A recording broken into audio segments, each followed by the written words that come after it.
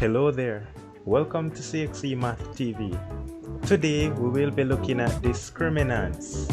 Now the objectives are we need to be able to determine the nature of the roots of quadratic equation. That's where discriminants come in. And we're going to be using discriminants to find unknown coefficients of a quadratic equation given the nature of the roots. So before we get into this discriminants thing, let's consider this function. F of x is x squared minus 7x plus 6. Find the roots of the function of f of x. So as you pause the video and attempt, yes, we all know roots are the values of x when f of x is equal to 0, or some might say the x-axis intercept.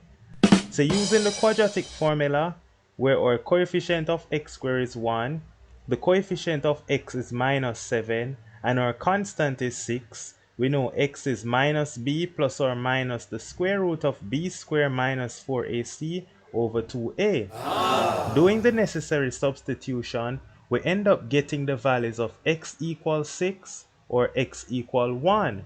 Those are our two roots. So if we were to sketch the graph of f of x being x squared minus 7x plus 6, what we get is that the graph smiles, it cuts the y-axis at 6, and the two roots are 1 and 6. Alright, so we have our roots. Now let's consider another function. F of x being x squared minus 6x plus 9. Find the roots of that function of f of x. So doing the same standard procedure using quadratic formula and substituting into the formula of minus b plus or minus the square root of b squared minus 4ac over 2a. So putting a as 1, b as negative 6 and c as 9, we end up getting a case where we end up get the square root of 0, and it leads to the two answers being x equals 6 plus 0 over 2 or x equals 6 minus 0 over 2. In a case like this, we just get x equals 3 or x equals 3. When you sketch the graph of f of x being x squared minus 6x plus 9, the graph is still going to smile, but only this time it cuts the y-axis at 9 and it passes through 3 on the x-axis. So notice it only has one root. Alright, let's go further. Consider this function now, f of x being x squared plus x plus 4. Find the roots of f of x. So again, we're using the quadratic formula where we're substituting a as 1, b as 1, and c as 4.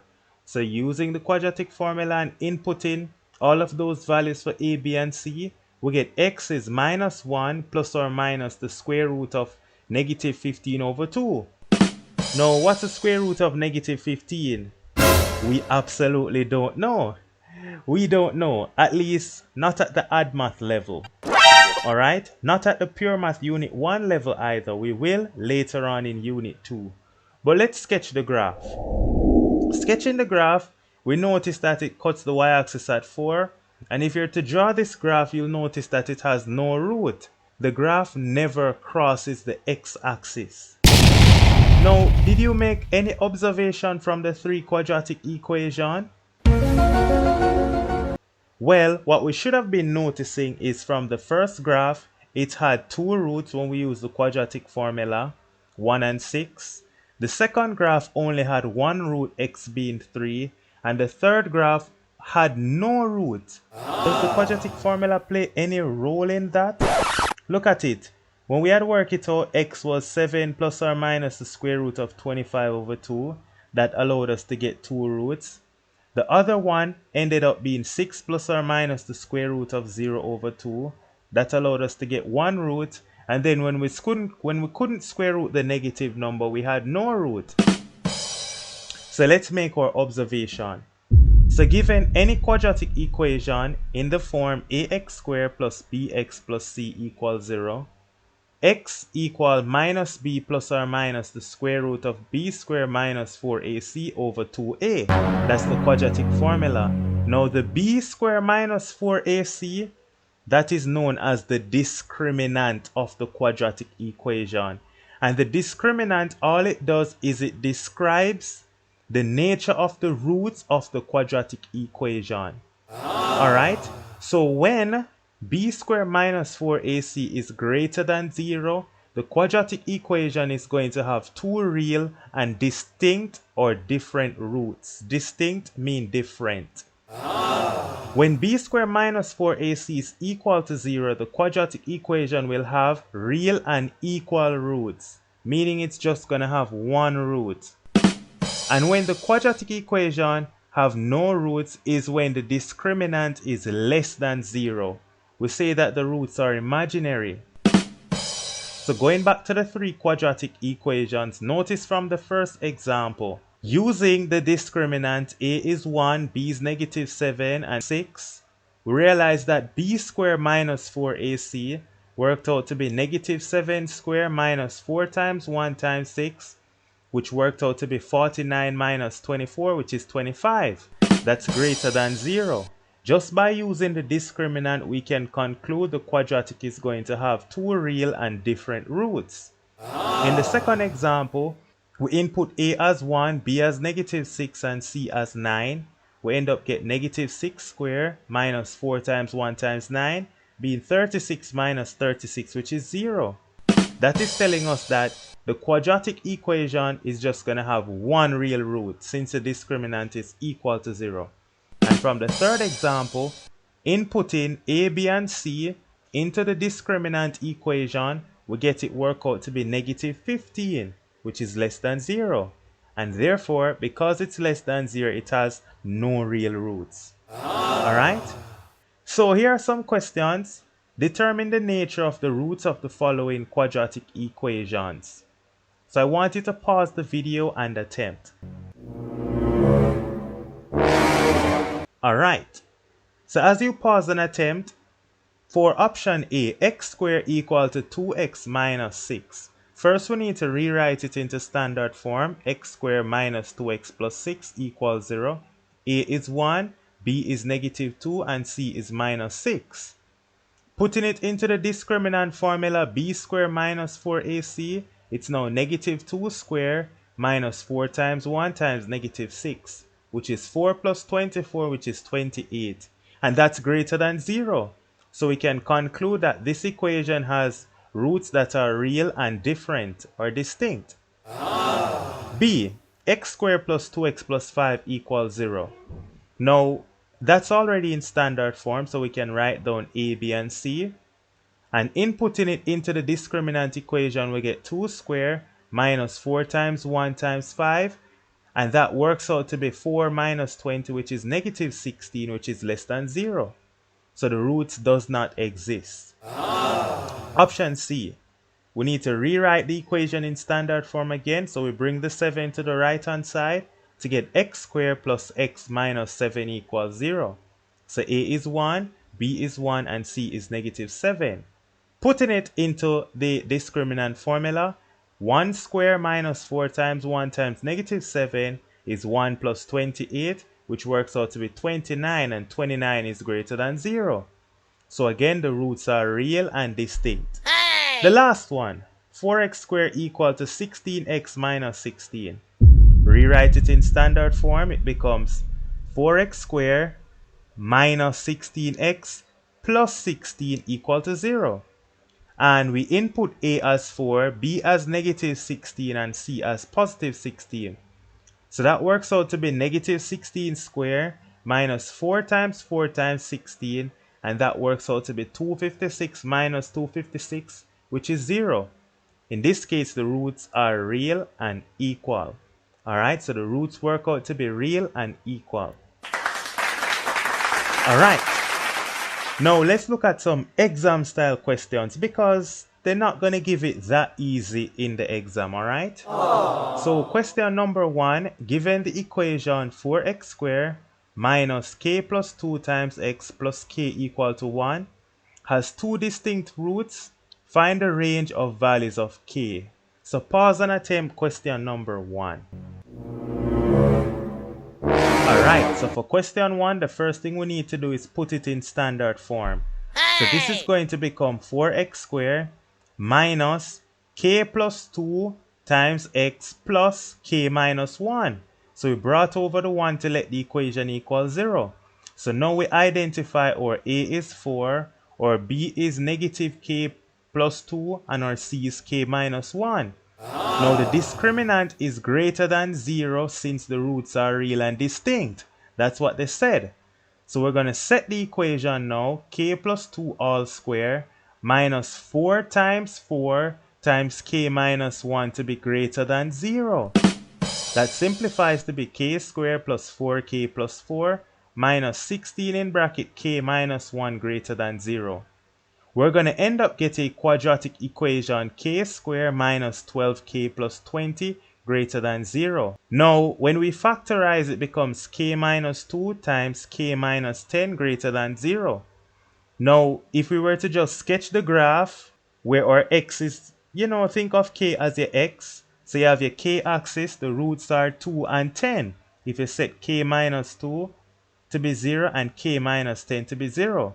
So we want the portion of the graph that is above the y-axis because we already did quadratic inequalities. And from quadratic inequalities, the solution is going to be k is less than 2 or k is greater than 10. As we shaded the portion of the graph that we wanted, and so that is how we would do that question right there. Wow! Alright, let's attempt question number 2. Pause the video and attempt.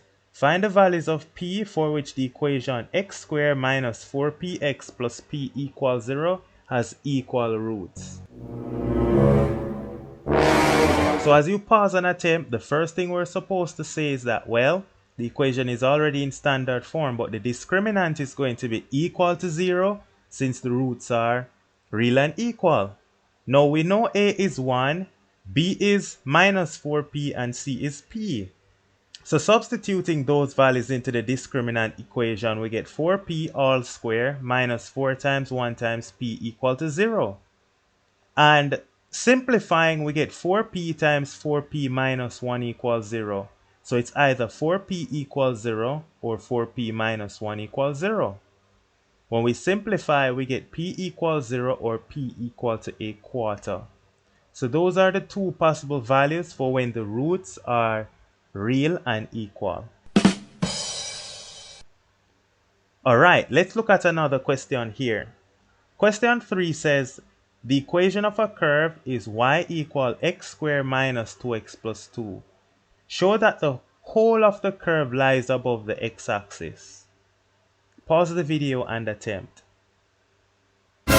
Now, as we're proving that the whole curve lies above the x-axis, that means that the discriminant is less than 0. Since there are no roots, there are no roots when the curve lies above the x-axis. Alright? So if we were to just sketch the graph, what we're saying then is the curve is completely above the x-axis. And the only way to do that is to show them that the discriminant is negative. So input b as negative 2, a as 1, and c as 2. We get 2 squared minus 4 times 1 times 2, which is 4 minus 8, which is negative 4. Since the discriminant is negative, hence the curve lies above the x-axis. And so you put on your graph and say, yes, that's the graph passing through 2, and the curve will lie above the x-axis. Now, method 2 that you could have used is actually complete the square. If you were to complete the square, you would end up realize that the minimum point is 1, 1. And so if the lowest point on the graph is 1, 1, then clearly the lowest y value is 1, and so the graph can never be below the x-axis. It is always above it. Does that make sense? If the lowest point is 1, 1, there is no y value being 0 or less, and so it is always going to be above the y-axis. And so it's always going to be above the x-axis. Alright? So that's another way you could have done it. Alright, question 4. Pause the video and attempt this one. Find the range of values of m for which the roots of the equation x squared plus 3x plus 4 equal mx are real. So the first thing you ought to do is put it in standard form. X squared plus 3x minus mx plus 4 equals 0. We brought over the mx. Then we need to factor out x. And so we have x squared plus 3 minus m times x plus 4 equals 0. Now the discriminant is greater than or equal to 0 since the roots are real. Now real roots can either be real and distinct or it can be real and equal. The question didn't specify. And so that is why we're going to set our discriminant to be greater than or equal to 0.